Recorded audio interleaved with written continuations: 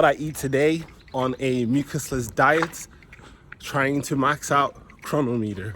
The best exercise is walking, singing, and dancing, according to Arnold Barrett. He also recommends some yogic practices in his book. And today I'm going out for a run. It's sunny here in Northern Ireland, so you gotta take advantage of it. Not that many what I eat in a day on a mucusless diet on YouTube, so I thought maybe I would start making more of these just to inspire other people who practice the lifestyle to do so. And I also want to show what it's like to max out Cronometer, because why not? Even though the stress on a mucusless diet is not necessarily to eat for nutrition, but to eat for eliminative purposes.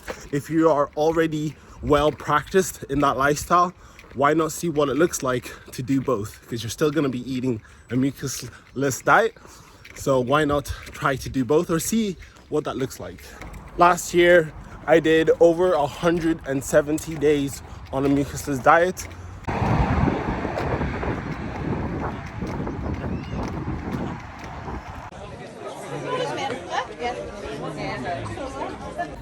That's the run complete, all sweaty.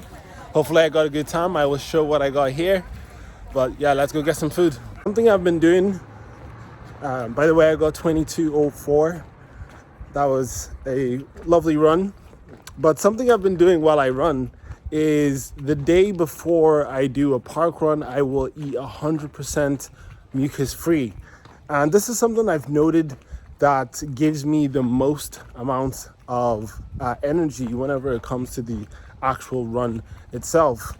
Yesterday, I had probably around 4,000 plus calories. And this is another thing that I've noticed myself as well, is that when it comes to running, whenever I hit that 4,000 mark the day before, my runs are a lot better. So I'm happy with that amount today. And yeah, back to the house. So for me to get sufficient caloric density, I always focus on sweet fruits such as dates or ripe bananas. And one of my favorite ways to get more micronutrients into the diet is just to make a green smoothie. This is a simple combo of dates and spinach. There was a lot of spinach in there. And yeah, that's how I started off my day post run.